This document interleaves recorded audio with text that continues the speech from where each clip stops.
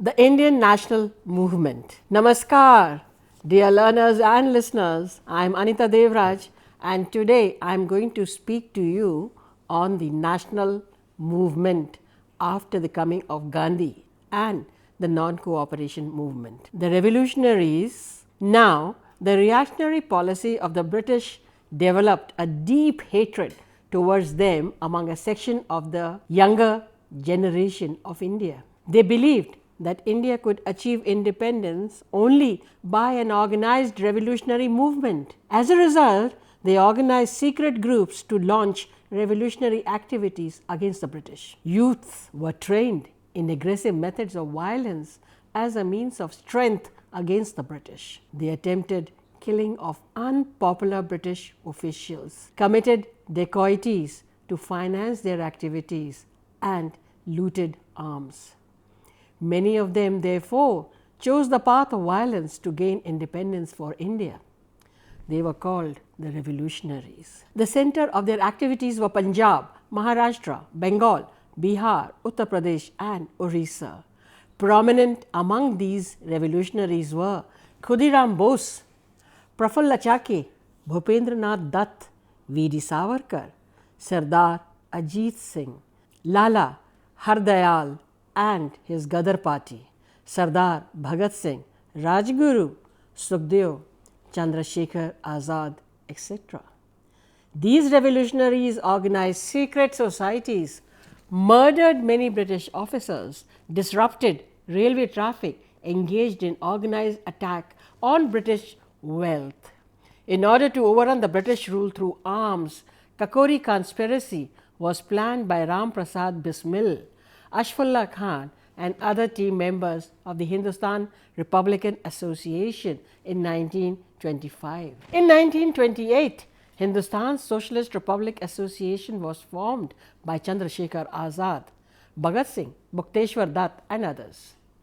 Bhagat Singh and Bhukteshwar Dutt threw a bomb inside the Central Legislative Assembly on 8th April 1929. They were protesting against the passage of the Public Safety Bill and the Trade Disputes Bill while raising slogans of Inqilab Zindabad, long live the revolution, though no one was killed or injured in the bomb incident.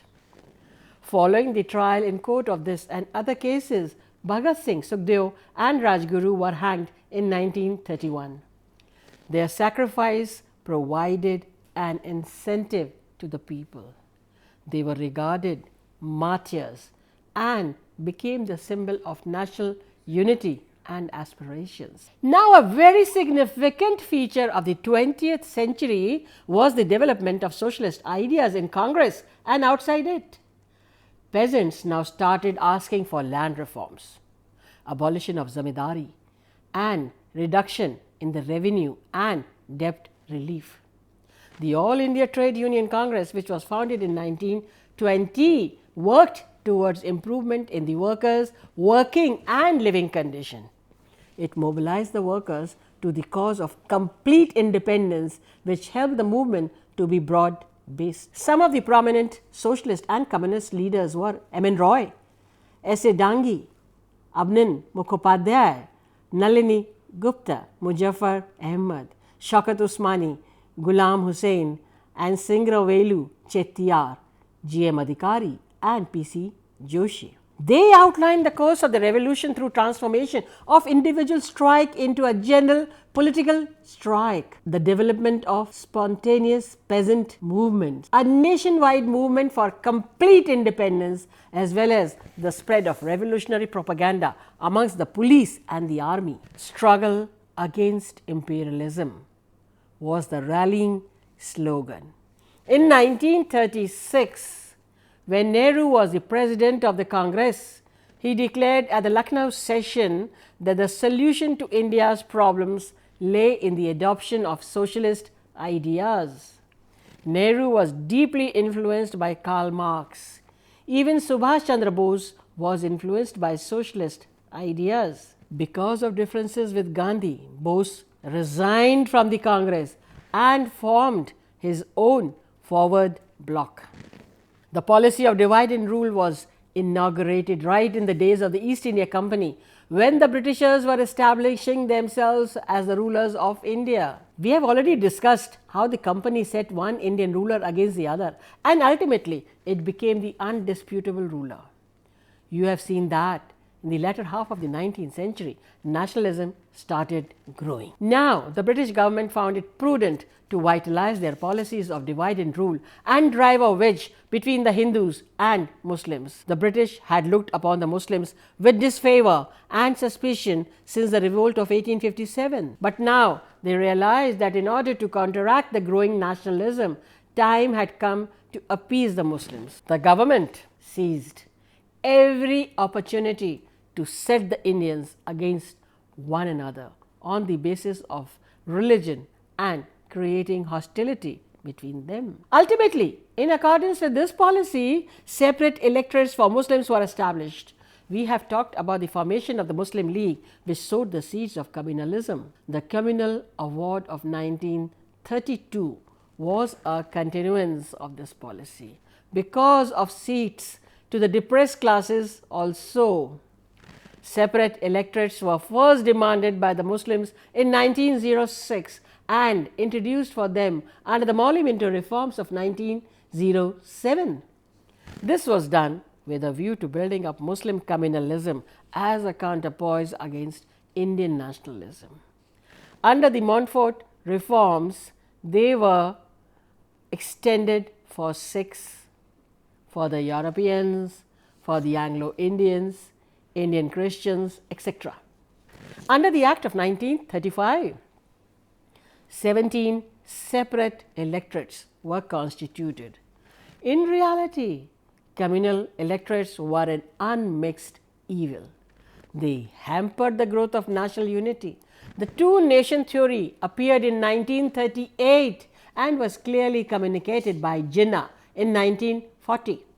Once the demand for Pakistan was made, it received direct and indirect encouragement from British authorities. The immediate cause of the emergence of the demand for Pakistan was the refusal of the Congress to form coalition ministries after the elections of 1937. The country seemed to be drifting towards anarchy and ruin. Under the circumstances, partition was accepted as a necessary evil.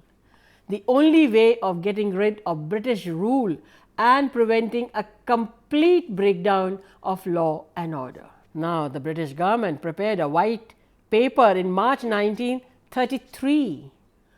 On the basis of this white paper, a bill was prepared and introduced in Parliament in December 1934. The bill was finally passed as the Government of India Act on August 2, 1935. The most conspicuous feature of the Act of 1935 was the concept of an all India federation comprising the provinces of British India and the princely states. It was compulsory for the provinces to join the proposed federation. For the princely states, it was voluntary. The members from the provinces were to be elected, while the representatives of the states were to be nominated by the rulers. Only 14% of the population in British India had the right to vote. The powers of the legislature were confined and restricted. It had no control over defense and foreign relations. The Act protected British vested interests, discouraging the emergence of national unity, rather encouraging separation and communalism. All nationalists, including Nehru and Jinnah, condemned the Act. The Congress session met in Lucknow on 25th April 1935. Though the Act was condemned, it was decided to contest the elections to resist British imperialism and to end the various regulations, ordinances and acts which were initiated against Indian nationalism. In the 1937 elections, the Congress swept the poll. Congress ministries were formed in 7 out of the 11 provinces. On March 18, 1937, the All India Congress Committee adopted a resolution on Congress policies in the legislatures. It claimed that the Congress had contested the elections with its objective of independence and its total rejection of the new constitution and the demand for a constituent assembly to frame India's constitution. The Congress declared policy was to combat the new act and end it. Now, the immediate effect of the coming of the Congress ministries was a feeling of relief. Political prisoners were released and a large measure of civil liberty was established. Agrarian legislation was also passed, and this provided considerable relief to the peasantry. Basic education was intended to be made free and compulsory for every child. Now let us see the national movement during the Second World War. Do you remember that when the Second World War broke out? Yes, it broke out in 1939. Though the Congress attitude was one of sympathy, it refused unconditional cooperation. The Congress demanded that India must be declared an independent union and present application must be given to the status to the largest possible extent. The British did not agree, and as a result, all the ministries resigned in protest in 1939. A demand for provisional national government at the centre was made at the instance of C. Rajagopalanchari in 1940. It was turned down by the Viceroy, Lord Linlithgow. In October 1940 was launched the Civil Disobedience Campaign. Acharya Vinoba Bhave was the first to offer individual satyagraha. All India Committee of the Cabinet with Attlee as chairperson was set up and a draft declaration was made. In March 1942, Sir Stafford Cripps came to India with the draft declaration. It stated that the British government's desire to grant India dominion status at the end of the war will be done. Complete independence was not promised. There was no mention of a national government of the Indian people. The Congress rejected the offer. The Muslim League, opposed to the creation of a single union, found the scheme unacceptable as it did not unequivocally concede Pakistan. The Cripps mission failed.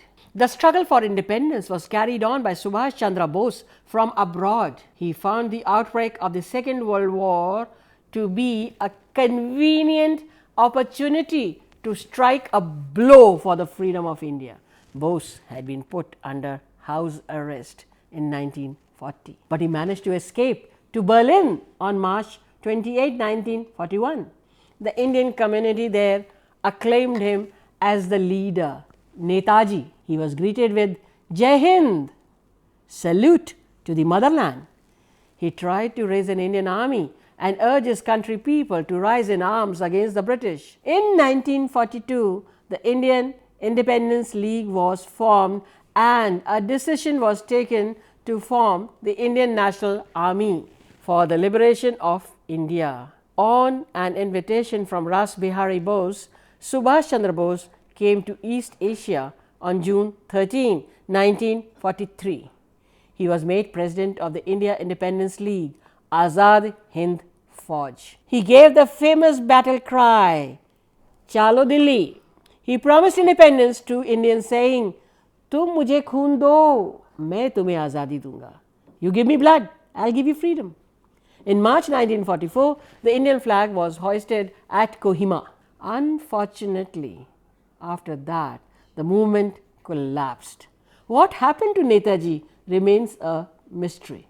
It is said that he lost his life in an air crash in August 1945, but it could not be ascertained. The INA continued to occupy an honored place in India's freedom struggle. The intense patriotism of Bose and the soldiers of the INA proved a tremendous source of inspiration for the Indian people. Now the failure of the Cripps mission made the Indians frustrated and embittered. It was felt the time had now come for launching another mass movement against the British rule. Discontent of Indian people was increasing due to wartime shortages and growing unemployment. There was a constant danger of Japanese attack. The Indian leaders were convinced that India would be a victim of Japanese aggression only because of British presence in India. Gandhiji said, "The presence of the British in India is an invitation to Japan to invade India." Subhash Chandra Bose, who escaped from India in 1941, repeatedly spoke over radio from Berlin, arousing anti-British feeling which gave rise to pro-Japanese sentiments. The Congress under Gandhiji felt that the British must be compelled to accept India's demands or quit the country. A meeting of the Congress Working Committee in Wardha passed the Quit India Resolution on 14 July 1942, which was later endorsed and passed on 8 August at the Bombay session of the Congress. The Congress decided to launch a mass struggle on non-violent lines on the widest possible scale. Addressing the Congress delegates on the night of 8th August, Gandhiji, in a soul-stirring speech, said, "I therefore want freedom immediately, this very night before the dawn, if it can be had. I am not going to be satisfied with anything short of complete freedom. Here is a mantra, a short one that I give you. You may imprint on your hearts and let every breath of yours give expression to it. The mantra is, do or die. We shall either free India or die in the attempt. We shall not live to see the perpetuation of slavery." But before the Congress leaders could start the movement formally, all important leaders of Congress were arrested before the dawn of August 9, 1942. Congress was banned and declared as an illegal organization. The press was censored. The news of the arrest of popular leaders shocked the nation. Their anger and their resentment was expressed through numerous agitations, hartals, processions and demonstrations in all the parts of the country. With most of the important leaders in jail, the movement took a different shape at different places. The people gave vent to their anger by burning government buildings, police stations, post offices, anything that symbolized British authority. Railways and telegraph lines were disconnected. At some places, such as in Balia district in UP, Midnapur district of West Bengal and Satara in Bombay, the revolt took a serious turn. Inspired by the mantra of Gandhiji, do or die, people were ready to make the supreme sacrifice. The British, with its army and police, came down heavily on the Indian people. The people were shot indiscriminately. The Quit India movement became one of the greatest mass movements of historical significance. It demonstrated the depth of national sentiments and indicated the capacity of the Indian people for sacrifice and determined struggle. After this movement, there was no retreat, absolutely none. Independence of India was no longer a matter of bargain, it was to be a reality. At the end of the war in 1945, the British government started to talk about the transfer of power to Indian Hindus and Muslims. The first round of talks could not be successful because Muslim leaders thought that the Muslim League was the only one who could represent Indian Muslims. The Congress did not agree upon it. In 1946, the cabinet mission arrived in India to find a mutually agreed solution of the Indian problem. The mission held talks with the leaders of all prominent political parties and then proposed its plan of establishing federal government in India. Initially, the plan was criticized by all political parties, but later all gave their consent to it. When the election to the Constituent Assembly took place, the Congress won 199 seats and the Muslim League won 73. Differences soon arose between the Congress and the Muslim League concerning the powers of the Constituent Assembly. The League rejected the cabinet mission plan in the middle of 1946. In September 1946, the Congress formed the government at the center.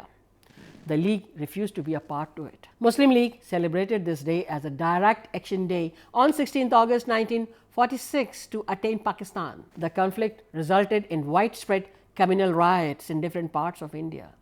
Thousands of people were killed in the riots. Lakhs of people became homeless. In the meantime, Lord Mountbatten was sent as the Viceroy to India. He put up his plan in June 1947, which included partition of India. In spite of strong opposition by Gandhi, all the parties agreed to the partition and the Indian Independence Act 1947 came into being. It created two independent states in the Indian subcontinent, that is, Indian Union and Pakistan. India got her independence on 15th August 1947. Thank you.